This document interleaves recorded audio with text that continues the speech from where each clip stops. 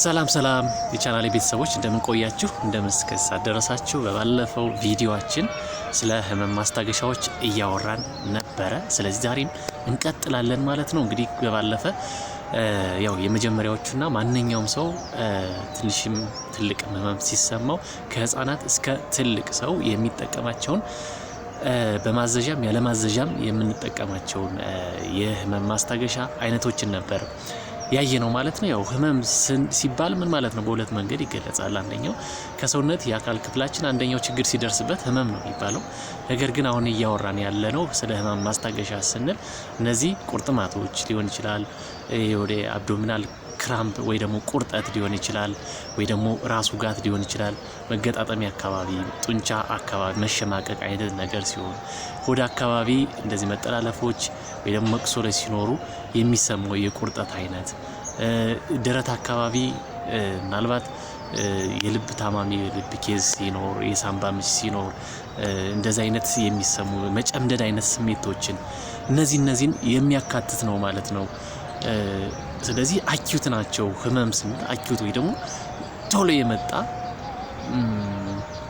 ለረጅም ጊዜ ሊቆይም ላይቆይም ይችላል ማለት። ስለዚህ ስለ ህመም ማስታገሻ ስናወራ እነሱን ነው እንጂ ህመም ስንል በብዙ መልክ ልንተረጉመው እንችላለን ማለት ነው። ስለዚህ በባለፈ እንግዲህ ስለ መጀመሪያዎቹ በብዛት ኮመንሊ ሁሉም ሰው የሚጠቀሙ ፓራሲታሞል፣ ሌላ ደግሞ ከዛ በኋላ እነ ጎፊና አይቡፕሮፌን፣ ዶሜታሲን ከዛ ደግሞ ዳይክሎፌናክ ነበር ያየነው። ዛሬ ደግሞ ያለ ሐኪም ትዕዛዝ የማይሰጡ እንዲሁም ማዘዣው ራሱ የተለየ በልዩ ሁኔታ የሚታዘዝ ለከፍተኛ ህመም ብቻ የምንጠቀማቸው መድኃኒቶችን እነግራችኋለሁ። መቼ እንጠቀማቸዋለን፣ ጉዳታቸው ምንድነው፣ ለማን እንጠቀማቸዋለን፣ በምን አይነት ሲቹዌሽን በምን አይነት ሁኔታ የሚለውን እነግራችኋለሁ ማለት ነው። ስለዚህ በባለፈ እንግዲህ ቀለል ያሉትን ማንኛውም ሰው የሚጠቀማቸውን ብዙ ጉዳት የሌላቸውን ነበር የነገርኳችሁ። እንደሚታወቀው ማንኛውም ነገር ጥቅሙ ከፍ እያለ በሚሄድበት ሰዓት ጉዳቱን በዛው ልክ እያመዘነ ይሄዳልና ዛሬ የማወራላችሁ መድኃኒቶች በጣም ጥንቃቄ የሚፈልጉ በሐኪም ትዕዛዝ ብቻ የሚሰጡ ማዘዣው ራሱ ለየት ያለ ከኖርማል ማዘዣው ለየት ያለ በምግብና መድኃኒት ቁጥጥር ትልቅ ቁጥጥር የሚደረግባቸው የመድኃኒት አይነቶች ናቸው ማለት ነው። ስለዚህ እነዚህ መድኃኒቶች በነገራችን ላይ የሱስ መድኃኒቶችም ይባላሉ፣ ህጋዊም አሉ፣ ህገወጥ መድኃኒቶችም አሉ። እነዚህ ምን ይባላሉ? ናርኮቲክስ ተብለው የሚጠሩት እነሱ በብዛት እንግዲህ የሚታወቀው በህክምና ትራማዶል፣ ከዛ ከፍ ሲል ሞርፊን የሚባል አለ፣ ሌላ ደግሞ ፔቲዲን የሚባል አለ፣ ኮዲን የሚባሉ መድኃኒቶች አሉ ማለት ነው። ሌላው ደግሞ ማሪጁዋና የሚባለው ህገወጥ አደንዛዥ እጾችና እንዳጠቃላይ በቃ እነዚህ አይነት ናርኮቲክ የሚባሉት ምንድናቸው?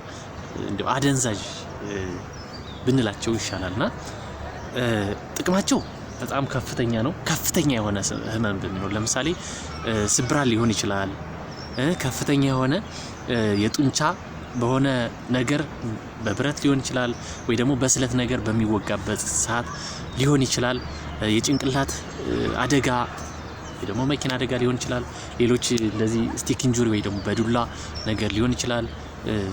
እንደዚህ አይነት ነገር ሲከሰቱ ኦፕሬሽን ከተሰራ በኋላ እንግዲህ ይሆን ሊሆን ይችላል፣ የጭንቅላት ሊሆን ይችላል፣ ማንኛውም ቦታ ላይ ከፍተኛ ሆነ ቀዶ ጥገና ወይ ደግሞ ኦፕሬሽን ከተሰራ በኋላ የምንጠቀማቸው መድኃኒቶች ናቸው። ምክንያቱም እነዚህ ቀዶ ጥገና በሚሰራበት ሰዓት ከፍተኛ የሆነ ህመም ስላለው ቶሎ ብሎ ያንን ህመም ለማስታገስ ሰውየውን ከስቃይ ለመገላገል የምንጠቀማቸው መድኃኒቶች ናቸው ማለት ነው፣ እነ ናርኮቲክ። ስለዚህ እነዚህ መድኃኒቶች ጥቅማቸው በጣም የጎላ ከፍተኛ ነው ማለት ነው። ሰውየውን ከከፍተኛ የሆነ ስቃይ ይገላግላሉ ማለት ነው እንግዲህ። ስለዚህ የየራሳቸው እንግዲህ መጠን አላቸው። የየራሳቸው የሚሰጡበት ሰዓት እንግዲህ 2 ጊዜ ሊሆን ይችላል በቀን 3 ጊዜ 4 ጊዜ እንደ ሁኔታው ይለያያል ማለት ነው። ሐኪሙ ዲሳይድ እንደሚያደርገው እንደሚወስነው ይሆናል ማለት ነው። እንዳልኳችሁ ያለ ሐኪም ትዕዛዝ እነዚህ መድኃኒቶች በጭራሽ አይሰጡም፣ ያስቀጣሉ መድኃኒትና ምግብ ቁጥጥር ስር በጣም ክትትል የሚደረግባቸው እንደዚህ አይነት ነገሮች ወይ ደግሞ ሰው ያለማዘዣ ገዝቶ ወይ ደግሞ ፋርማሲ ቤቶች ያለማዘዣ ሽጠው ከተገኙ የሚሸጠው ሲጀመር በሪሲት ነው። ስለዚህ እንደዛ ኦዲት ይደረጋል ማለት ነው። ስለዚህ በጣም ጥንቃቄ የሚፈልጉ ብዙ ሰው ቢያገኛቸው ለስፔሻሊ ትልቅ የሆነ አላል ሱሰኛ ወይ ደግሞ ሱስ ያለባቸው ሰዎች እነዚህ መድኃኒቶች ሊወስዱ ስለሚችሉና እንዲሁም በጣም በከፍተኛ ሁኔታ ከተወሰዱ ደግሞ መርዝም ስለሆኑ ጥንቃቄ ስለሚደረግባቸው ማንኛውም ሰው ያለ እነዚህ መውሰድ አይችልም ማለት ነው። ስለዚህ ጉዳታቸው ምንድነው ካል እነዚህ መድኃኒቶች ብዙ ጊዜ ምንድነው ህመምን ለማስታገስ ትልቁ እንትን አእምሮ ላይ ወይ ደግሞ ነርቮች ላይ ነው ዋናው እንትን ማለት ነው።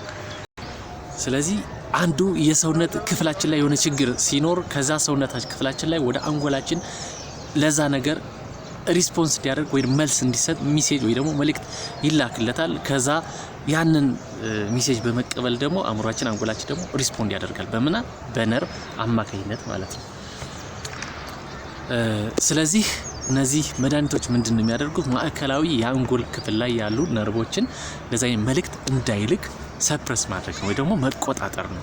ህመሙን መቆጣጠር የሚቻለው በዛ መልክ ስለሆነ ስለዚህ አንጎል ላይ ያሉ ነርቮች ወይ ሴንትራል ነርቨስ ሲስተም የሚባለውን እንደዛ ሲስተሙ ወደ ሜሴጅ ወይም መልእክት የሚላክበትን መንገድ ብሎክ ያደርጋሉ ማለት ነው። ግን እንደዛ በሚያደርጉበት ሰዓት ሌሎች ሲስተሞችን አብረው ይነካሉ ማለት ነው። ስለዚህ አንጎል ላይ ምን አለ? ስርዓተ እንሽርሽሪትን የሚቆጣጠር ስርዓተ ትንፈሳን የሚቆጣጠር እንዲሁም የልብ እንቅስቃሴ የልብ ምትን የሚቆጣጠሩ ነርቮች አሉ ማለት ነው አንጎላችን ላይ። ስለዚህ እነዛን ያመድኃኒት እነዛን ሌሎች ይሄ ቅድም ህመም የሚባለውን ነገር ለመቆጣጠር በሚያደርግበት ጥረት ላይ እነዚህ የአተነፋፈስ ስርዓትን የሚረብሽ ነገር ይከሰታል ማለት ነው። ስለዚህ አተነፋፈሳችን ከኖርማሉ እንዲወጣና በጣም ዝቅተኛ የሆነ አክቲቪቲ ወይ ደግሞ አገልግሎት ላይ እንዲውል ያደርጋል ማለት ነው። ሙሉ በሙሉ ብሎክ ሊያደርገው ይችላል። ስለዚህ ሳምባችን በአግባቡ መስራት ያቆማል። የመተንፈሻ ቧንቧዎች ስራቸውን መስራት ያቆማሉ ማለት ነው። እንግዲህ ስንተነፍስ ምንድነው እየተለጠጠ እየጠበበ ነው እንግዲህ እንድንተነፍስ የሚያደርጉ ሳምባችን ማለት ነው።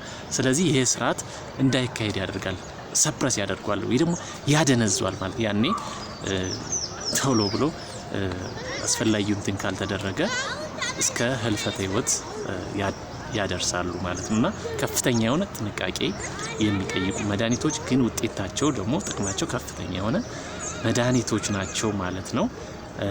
ስለዚህ እነዚህን መረጃዎች አካፈልኳችሁ። ስለዚህ ሌሎችን ህክምና ነክ ወይ ደግሞ ጤና ነክ የሆኑ መረጃዎችን ማግኘት ከፈለጋችሁ ቪዲዮውን ላይክ፣ ሰብስክራይብ፣ ሼር እያደረጋችሁ እኔንም አበረታቱኝ።